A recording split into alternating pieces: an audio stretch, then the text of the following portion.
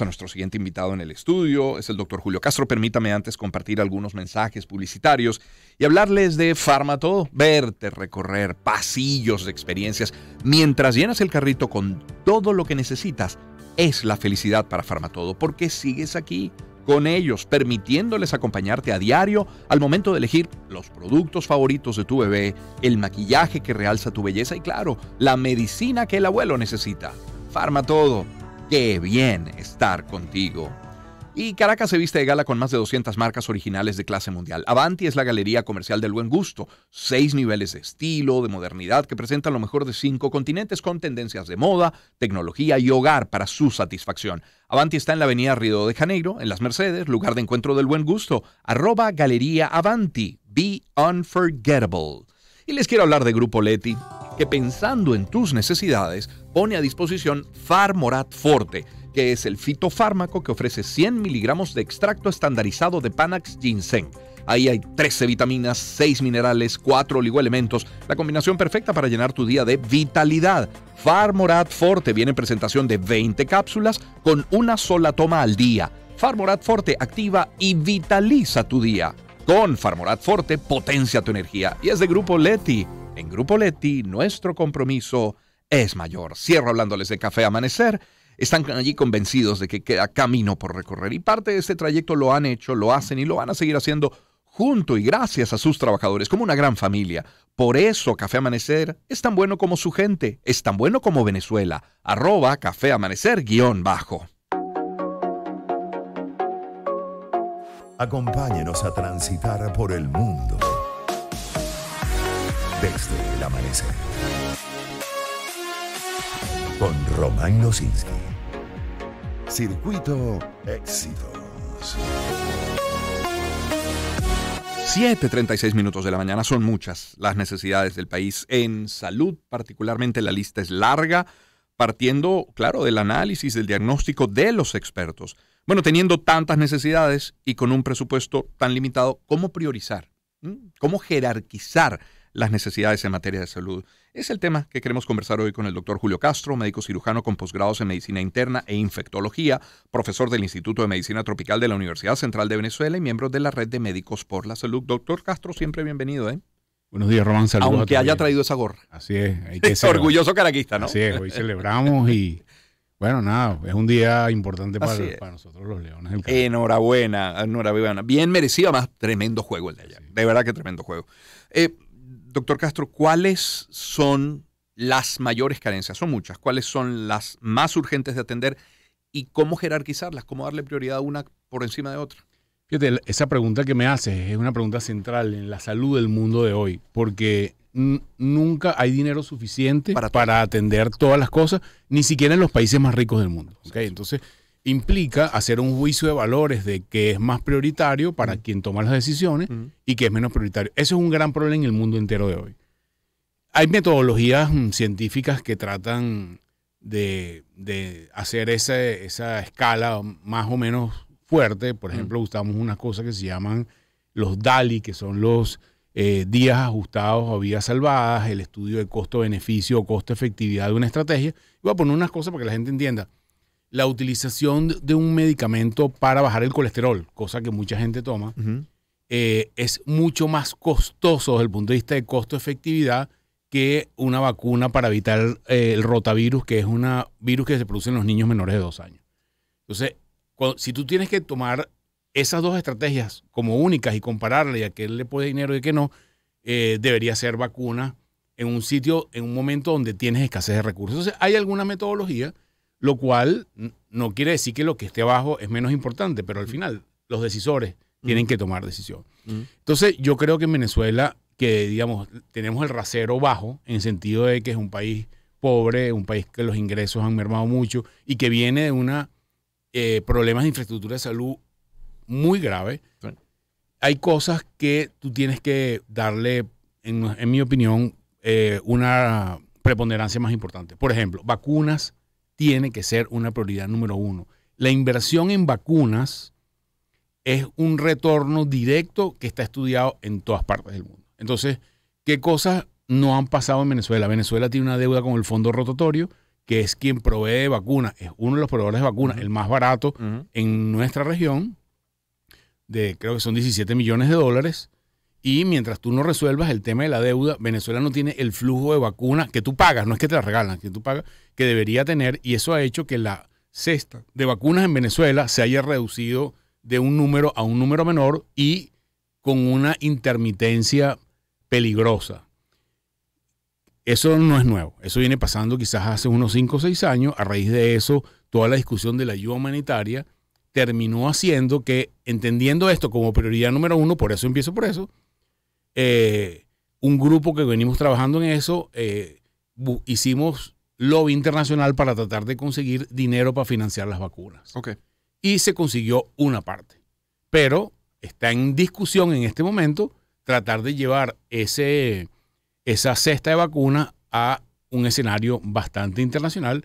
Y en relación a eso, Gavi, que es la Alianza Mundial de Vacunas, hizo un anuncio hace unos meses de que, entendiendo los problemas que había en Venezuela y las dificultades que era la cantidad de gente vacunada, Gavi, Venezuela no calificando, Gavi va a hacer un esfuerzo para incorporar y ayudar en el programa de vacunación de Venezuela, cosa que va a pasar en el 2023, y creo que esa es la buena noticia. Porque las malas noticias hay que acompañarlas de buenas noticias. Ese es un elemento central, digamos, ese es como para empezar, pero de ahí en adelante vienen muchos otros. Voy a poner un ejemplo que tiene que ver con discusiones que hemos tenido recientemente. Tú no puedes hacer un trasplante de riñón en un hospital si en ese hospital no hay antibióticos, si en ese hospital no hay radiología que funciona 24 horas, si en ese hospital no hay gente entrenada, si en ese hospital no hay terapia intensiva, si en ese hospital no hay luz y no hay agua. Entonces, tú tienes que, el sistema de salud, tener una base de infraestructura mínima que te permita atender las cosas básicas. Nosotros, la Encuesta Nacional de Hospitales, viene midiendo desde el 2017 de forma semanal, por ejemplo, cosas como el abastecimiento, que es un indicador muy complejo de medir, porque imagínate cuántos medicamentos hay en hospital, hay miles de medicamentos. Nosotros escogimos una lista de 15 que son muy, muy básicos, cosas que deberían existir en cualquier hospital del mundo, y todas las semanas medimos si hay morfina o no hay morfina, si hay adrenalina o no hay adrenalina, si hay ampicilina o no hay ampicilina. En el 2018, el porcentaje de desabastecimiento, que indica el porcentaje de medicamentos que hay y que no hay, era cercano a 60%. Es decir, la probabilidad que tú llegaras a una emergencia y no hubiera ampicilina era 60%. Eso ha bajado a 49%, pero sigue siendo malo. Es muy alto. Es muy alto, a pesar de que en la cabeza de mucha gente Venezuela ha mejorado, pero en el sector salud no ha mejorado en la misma velocidad que la gente siente que ha mejorado en las grandes capitales de Venezuela. Cuando te vas al interior la situación es diferente. Entonces yo creo que hay un elemento central de abastecimiento del sector salud que tiene que ser importante. Y tercero, para no alargar más esto, hay un tema de enfermedades crónicas. Si tú ves esta balance de costo-beneficio, tiene que ver cuánto dinero inviertes y cuánta gente se beneficia. Claro, O sea, es un elemento central ahí. Entonces, por ejemplo, Venezuela es el país con más gasto de bolsillo en toda la región, cuando hablo de América. ¿Qué significa eso? Que el 75% del presupuesto en salud de una familia viene de que las personas se meten la mano en el bolsillo y compran el medicamento para la atención, compran el medicamento para la diabetes, compran el medicamento para el asma. Eso en la mayoría de los países está resuelto por la vía de un programa de atención de enfermedades crónicas más grandes o más pequeños, dependiendo cómo es el músculo financiero de cada país, y te permite que eso descargue el presupuesto familiar. Por ejemplo, yo pienso que Venezuela debería tener un programa de medicamentos de enfermedades crónicas, como por ejemplo diabetes y hipertensión, porque son las enfermedades más frecuentes. 48, casi 50% de los mayores de 50 años en el mundo entero tienen o diabetes o hipertensión o ambas. Y el impacto en tratamiento de diabetes en Venezuela, no he actualizado esos números, pero pudiera costarte cerca de $200 o $300 un tratamiento para un diabético que es insulino dependiente, por ejemplo. Entonces, eso descalabra un presupuesto familiar. Entonces, yo creo que teniendo esas grandes, esto da para hablar muchas horas, pero teniendo esas grandes luces, creo que los tiros deberían ir por ahí. Claro, yo cuando hacía el ejercicio, desde mi mayor desconocimiento del área, pero cuando hacía mi ejercicio, ponía como prioritario el agua y la electricidad. Es decir, los servicios. Y dejaba, bueno, no es que no sea importante, como decía usted al inicio, doctor Castro, pero bueno, los ascensores que tantas veces se dañan en los hospitales, pero que son tan necesarios para el traslado de un paciente, la infraestructura que soporte el trabajo de médicos y de enfermeros, pero sobre todo de las necesidades de los pacientes. La lista es enorme. Sí, fíjate con el tema de la infraestructura, porque la encuesta nacional de hospitales también mide eso y quizás es uno de los mensajes que más ha salido. Todavía hoy en día casi 60% de los hospitales no tienen agua corriente todos los días. Es decir, el agua viene por cisterna a veces o la traen los familiares. Eso es terrible. Pero eso es un tema de infraestructura país que tú tienes que resolver. ¿Por qué no llega el agua al hospital? Porque en ese barrio, en esa comunidad, tampoco hay agua. Entonces, esos problemas de infraestructura deberían resolverlo las decisores de infraestructura. Uh-huh. Voy a poner un ejemplo con electricidad. Nosotros empezamos a medir, cosa que es medio rara también, el número de personas que fallecían durante un apagón en los hospitales. No quiere decir eso que el apagón mató a la persona, porque en los hospitales hay gente enferma, pero bueno. Y notamos que hubo un pico muy grande en el 2018, subió muchísimo con el apagón del 2019 y de ahí en adelante empezó a bajar muy rápidamente. Por una razón fundamental. Una de nuestras peticiones con la ayuda humanitaria, usted quiere resolver algo rápido, ponga plantas eléctricas que funcionen en los hospitales. Pusieron plantas eléctricas en los hospitales que funcionaron y la caída fue muy importante de ese indicador, que es un indicador raro. Entonces, pero eso es una solución puntual. Eso no resolvió el problema de electricidad en los hospitales, sino evitó que personas en terapia intensiva fallecieran. Pero nosotros, el problema de infraestructura de electricidad y agua requiere una aproximación de política pública nacional, que no es una inversión, etcétera, etcétera, que bueno, también obviamente afecta el tema de los hospitales de manera importante, pero nosotros lo ponemos un poco de ladito porque no es responsabilidad, competencia directa de lo que sería el Ministerio de Salud, por ejemplo. Claro, y sin dejar de lado Julio Castro, el doctor Julio Castro que nos acompaña, sin dejar de lado el salario, que también es una prioridad. Amén del resto de las condiciones que hemos mencionado, pero el salario de los médicos y de enfermeros. Absolutamente. Vi anteriormente que estabas entrevistando a la persona de asuntos laborales de Conindustria y ciertamente aquí tiene que haber una reevaluación del tema salarial. No es posible que un médico residente en Venezuela, que es un médico de haciendo posgrado, su sueldo nominal formal sea 25 o 30 dólares y trabaja 40 o 60 horas a la semana, hace 1 o 2 guardias a la semana.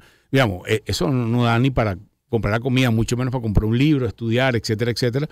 Esto es algo que hay que revisar. Obviamente, cuando he visto en TikTok en estos días una persona que hace entrevistas a gente cuánto gana el salario en tal área, me llamó la atención porque había unas personas del sector salud. ¿Qué pasa? Que la mayoría de la gente tiene ingresos por otra parte. Esos médicos trabajan por un seguro en la noche, hacen guardias en otro lado, atienden pacientes en su casa, lo mismo las enfermeras, para poder tener acceso a bienes básicos. Entonces, sí es algo que, digamos, complica la situación y cuando lo ves en el contexto internacional, mucho más. Es decir, un médico venezolano que está bien entrenado, solamente pasar la frontera a Perú, a Chile, a Centroamérica o a España, pasa de 30 dólares a 1.500 euros de un solo plumazo una vez que resuelve sus problemas regulatorios. Entonces, esa bajada es muy empinada para que nuestros médicos se vayan. Y mientras no resuelvas eso, que es quitando el empinado que es irse, o lo fácil que es irse, o la ventaja que es irse, bueno, eso es algo que nos desangra y ciertamente nos afecta. Claro. Julio Castro es nuestro invitado a esta hora. Julio, si llegaran esos poco más de 3.000 millones de dólares producto del acuerdo entre gobierno y oposición en México, entendemos que un fragmento, que una porción de esos 3.000 y tantos millones va para el sector salud. Volviendo al inicio de nuestra conversación, ¿en qué deberían destinarse esos recursos? Bueno, yo creo que puedo decir aquí, nunca lo he hablado en público, pero creo que hoy en día no hay problema en hablarlo. Hemos tenido conversaciones desde marzo del año pasado sobre esta discusión de las prioridades y creo que avanzamos. Creo que lo veo como un elemento positivo, ponernos de acuerdo partes del gobierno con gente de la oposición. Yo no soy el único que ha estado allí, digamos, ha habido una cierta consulta. Hay un documento sobre eso, que es un documento interno para efectos de inversión. Obviamente, al final no es lo que a mí me gustaría 100%, pero bueno, creo que en todo caso es una forma de acuerdo sobre lo cual se ha avanzado, porque las necesidades en términos de montos de la inversión en salud son muy importantes. Entonces, bueno, empiezas con algo, das una buena señal, enseñas que puedes ejecutar bien, que al final puedes terminar rindiéndole beneficios a los ciudadanos. Sería una buena idea. Esperemos que eso avance. Ojalá así sea. Julio, en consulta, como infectólogo, ¿cuál es el cuadro de los pacientes que llegan hoy a consulta? Mira, los infectólogos, estos días le decía a unos amigos en medicina tropical que vimos unas cosas raras, que nosotros los infectólogos somos médicos de enfermedades raras. Y bueno, ciertamente vemos, qué sé yo, dengue, leishmaniasis, malaria, que no es que, digamos, no es lo que la gente ve todos los días. Yo creo que estamos en una época donde las infecciones respiratorias siguen siendo un elemento importante porque es una suma de algo de COVID, más virus sincitial respiratorio, más un poco de influenza. Entonces, ahorita es momento de patología respiratoria. Siempre es el invierno de patología respiratoria.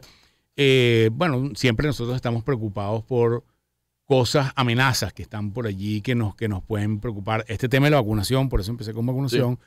Venezuela ha sido catalogada por organismos internacionales como un país con alto riesgo de una reemergencia de polio, por ejemplo, o de sarampión, por el problema de vacunación. Entonces, hay un foco muy importante internacional para tratar de cerrar esa brecha, y esa brecha se cierra vacunando. Entonces, hay elementos allí que tenemos que ir pensando. Yo lamentablemente pienso que la zoonosis en el mundo, como es COVID, una zoonosis, cuando tú ves el reloj de la zoonosis en los últimos 80 años, viene acelerándose, no viene distanciándose. Y para mí eso tiene una explicación clara. La relación del ser humano con el medio ambiente se está afectando de una manera importante. Mientras nosotros no cambiemos eso, los agentes vivos que están en el mundo animal están más cerca del ser humano, no más lejos. Entonces, tenemos que reenfocarnos allí, ¿okay? Porque implica que aunque salgamos de COVID en un mediano plazo, podemos tener otras amenazas. Bueno, ha habido ébola, H1N1, influenza aviar recientemente, tal, que están allí, que unas que conocemos y otras que, como era el COVID, que no conocíamos y aparecieron nuevas. Julio, ha sido durante ya casi 3 años, se van a cumplir en marzo, los años de la pandemia, el faro ha sido una luz, ha sido una referencia para todos, para los medios y a través de los medios para el país. ¿Qué te ha dejado COVID en lo personal y en lo profesional? Es una pregunta interesante, Román, porque es un poco mixed feelings, como dirían los americanos. Yo creo que en un ámbito avanzamos muchísimo. Por ejemplo, la capacidad de producir vacunas muy rápidamente realmente fue algo impresionante, dado el conocimiento que teníamos anteriormente, la capacidad de identificar el virus, que fue en semanas, de hacer pruebas diagnósticas masivas en un poquito más de semanas más. Eso me impresionó mucho. Pero de alguna manera siento que quizás la lección de la protección no la entendimos bien. Y voy a poner algo que leí en un editorial de una de las revistas que leemos en estos días, y alguien decía: yo tengo la sensación que capitulamos en el combate contra el COVID. Digamos, la humanidad dijo, ok, ya sé, acabamos la epidemia por acabarla, no porque se acabó, el virus sigue estando allí, pero mi combate contra ella para tratar de controlarla y acabarla, nos rendimos. Eso tiene unas implicaciones de política pública, económica, etcétera, etcétera. Y yo sigo pensando que tenemos herramientas como el uso de este aparato, que es el tapaboca, la mascarilla, que nos da un beneficio muy importante que no hemos entendido. Y es un tema de entendimiento del ser humano que obedece a toda la serie de información que tenemos enfrente, que es el gran, esta es la epidemia de la información. Tú tienes una tubería de información mala, de mala calidad, que confunde. La gente, el ciudadano común, no es capaz de discernir, porque no tiene elementos, no porque sea su culpa, entre esa tonelada de informaciones locas con información, digamos, eficiente o arbitrada como la nuestra. Yo les comentaba a mis colegas que yo siento que nuestra capacidad de llamar a vacunarse a la gente de COVID y otras cosas está mermada ahorita en relación a hace 3 años. O sea, ahí perdimos. Sí. Y eso es una pérdida que, bueno, obedece a muchas razones donde en el medio está la epidemia. Entonces, por eso te digo que es mixed feelings. Hemos aprendido cosas que antes no sabíamos, el valor de la calidad del aire, por ejemplo, que era un valor que no teníamos anteriormente. Pero bueno, yo creo que en términos de la boleta de la epidemia, quizás sacamos 11 o 12. Pero, ¿y en lo personal? ¿Satisfecho, cansado? Mira, yo te diría que de alguna manera las personas que trabajamos en enfermedades infecciosas estudiamos porque esto pensábamos que iba a pasar. ¿Okay? Esto no fue una sorpresa para nosotros, porque habían señales que nos venían diciendo, mira, hay que prepararse, hay que prepararse, hay que prepararse, porque esto venía. Entonces, no fue una sorpresa. Para mí, realmente no fue una sorpresa. Fue 2 años, sobre todo cuando tuvimos muchos casos, de una intensidad de trabajo que yo miro hacia atrás y digo, uy, o sea, yo hice como un diario sobre eso. Y ahora lo estoy empezando a ver porque no tenía chance de verlo antes. Tomé fotos, tal. Y bueno, yo trabajaba 16, 17 horas al día. O sea, era algo, yo llegaba al hospital, a la clínica a las 6:30 de la mañana y ahí había días que yo no sabía cuántos pacientes veía.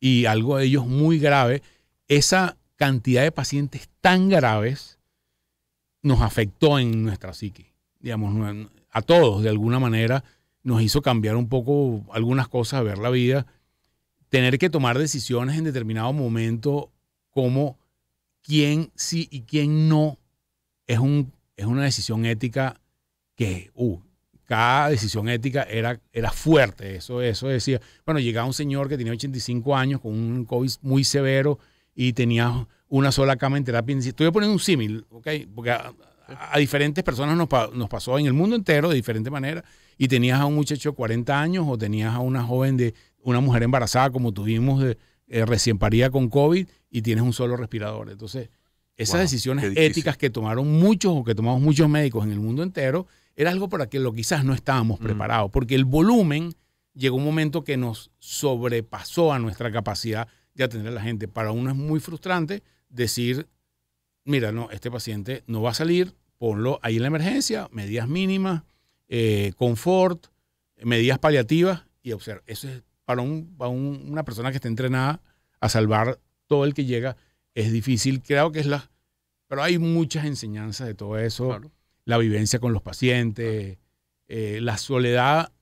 Yo tenía que decir una sola palabra. Fueron 2 años de una soledad muy dura para nosotros como médicos. Cada uno de nosotros teníamos caretas, escafandras, no podías hablar con el paciente, no podías tocar a los pacientes, no tenías relación con los familiares. Entonces, esa burbuja de esa medicina en esa pandemia tan dura fue muy, muy aleccionadora de muchas cosas que todavía estamos... Habrá que digerir todavía. Exacto, sí, todavía estamos entendiendo. Julio, para terminar, te vi en el desfile de los 100 años del Colegio San Ignacio como parte de la banda de guerra con tu trompeta. ¿Es algo que sueles tocar todavía ahora o no? No, es una historia interesante porque la mayoría de los que tocamos en la banda, los activos, y como yo que soy un viejo retirado, es el nombre oficial que tenemos, nosotros no sabemos nada de música.